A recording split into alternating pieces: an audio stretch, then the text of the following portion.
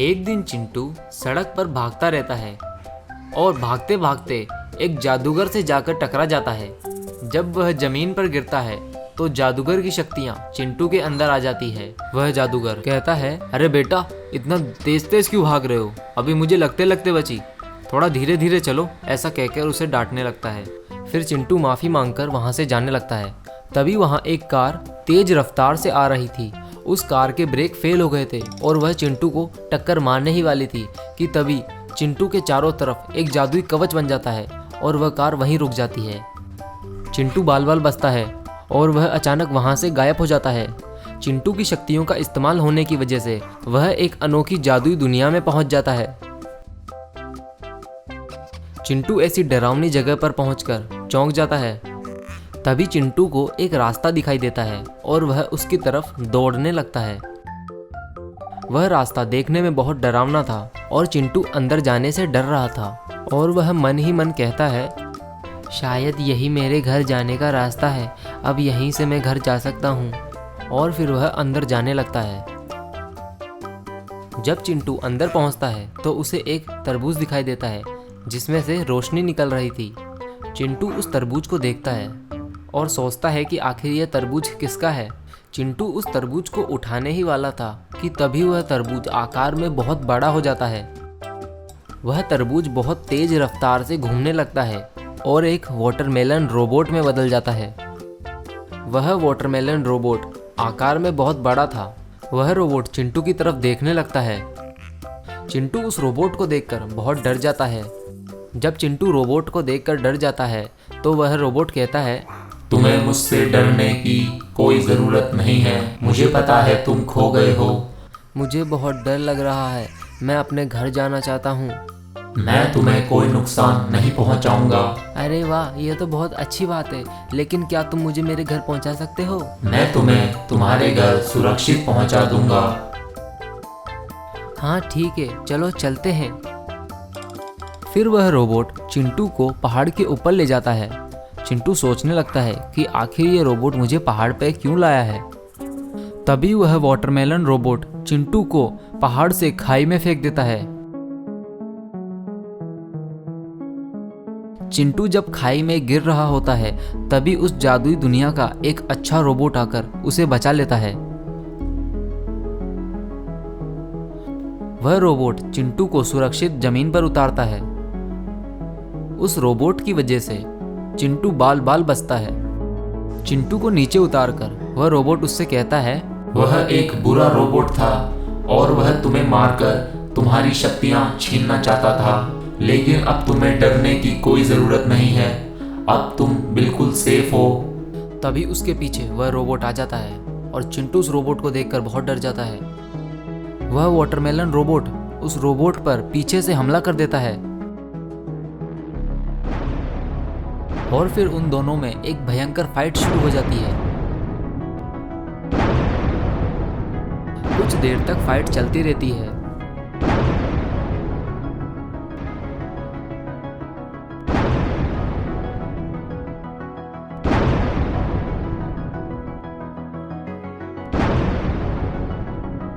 आखिर में watermelon robot हार जाता है। वह रोबोट चिंटू को गांव लेके जाने लगता है और चिंटू के घर पर पहुंच जाता है। चिंटू अपने घर पहुंचकर बहुत खुश होता है।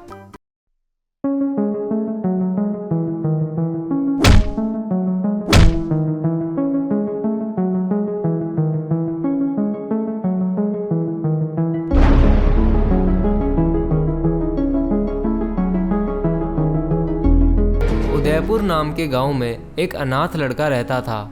उसका नाम चिंटू था। चिंटू के पास कुछ बकरियां थी जिन्हें वह पाला करता था और रोज उन्हें जंगल में चराने ले जाता था। रोजाना की तरह एक दिन चिंटू अपनी बकरियों को जंगल में चराने के लिए ले जाता है। वह अपनी बकरियों को जंगल के रास्ते से ले जा रहा था। थोड़ी दूर तक चलने के बाद चिंटू देखता है कि कुछ लोमड़ियां उसके सामने आ जाती है।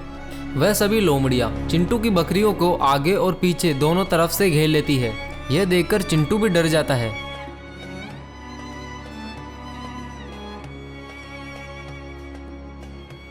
चिंटू की बाकी बकरियां लोमड़ियों से अपनी जान बचाकर जंगल की ओर भागने लगती है। तभी वहां एक शेर आ जाता है। उस शेर को देखकर सारी लोमड़ियां दुम दुबाकर भागने लगती है और चिंटू भी अपनी जान बचाकर वहां से बच निकलता है। उनके जाने की कुछ देर बाद चिंटू कहता है, अच्छा हुआ उस शेर ने मेरी किसी भी बकरी को नहीं मारा, लेकिन अब मुझे जल्द से जल्द मेरी बकरियों को ढूंढने जाना होगा। चिंटू अपनी बकरियों को ढूंढते ढूंढते घने जंगल में पहुंच जाता है।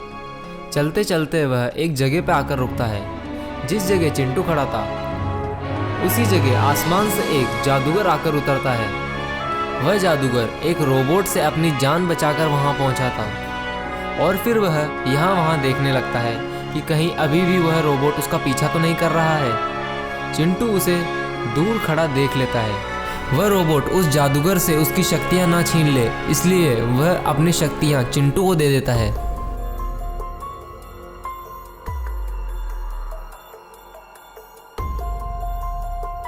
तभी ऊपर से वह रोबोट उस जादूगर को देख लेता है और जादूगर वहां से भागने लगता है। तभी रोबोट जादूगर पे आसमान से ही हमला कर देता है।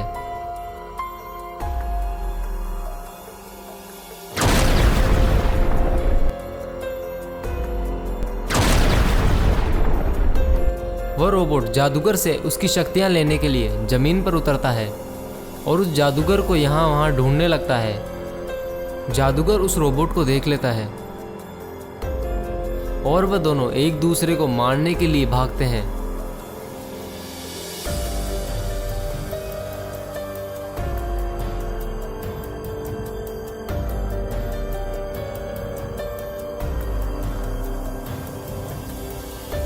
जादूगर उस रोबोट को मारते मारते थक जाता है, लेकिन उस रोबोट का कुछ नहीं बिगड़ता।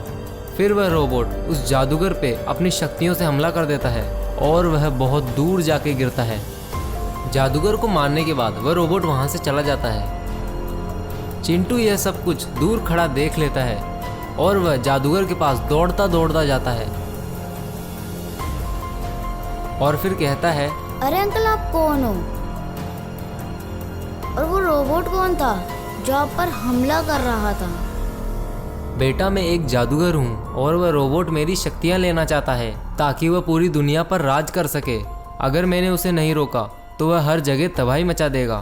अब तुम ही हो जो उस रोबोट को तबाही मचाने से रोक सकते हो। तुम्हें मेरी मदद करनी होगी। जादूगर अंकल, आप बताइए मैं आपकी कैसे मदद कर सकता हूँ? बेटा, तुम्हें उस रोबोट को किसी भी हाल में रोकना ही होगा। ठीक है जादूगर अंकल, मैं आपकी बात समझ गया और मैं उस रोबोट को जरूर हराऊंगा। उसके बाद जादूगर की आत्मा चिंटू के अंदर आ जाती है और जादूगर की सभी शक्तियां भी चिंटू को मिल जाती है। तभी चिंटू उन शक्तियों का इस्तेमाल करके वहां से गायब हो जाता है। एक सुनसान जगह पर कई सालों पुराना एक कुआं था। चिंटू उसी कुएं के पास पहुंच जाता है और फिर वह उस कुएं के अंदर कूद जाता है। चिंटू एक अंडरग्राउंड जगह पर पहुंच जाता है जहां बहुत सारे सोने के ट्रैक्टर थे। चिंटू उन सभी ट्रैक्टरों को देखकर थोड़ा हैरान होता है।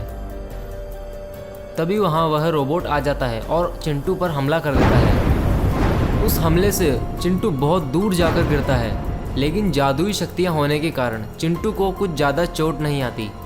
और फिर वो रोबोट एक बड़े ट्रैक्टर को उठाकर चिंटू की ओर फेंकता है, लेकिन चिंटू उस ट्रैक्टर को अपनी शक्तियों से रोक लेता है और वही ट्रैक्टर रोबोट पर फेंक देता है और फिर वह रोबोट उस ट्रैक्टर के गिरने से मारा जाता है।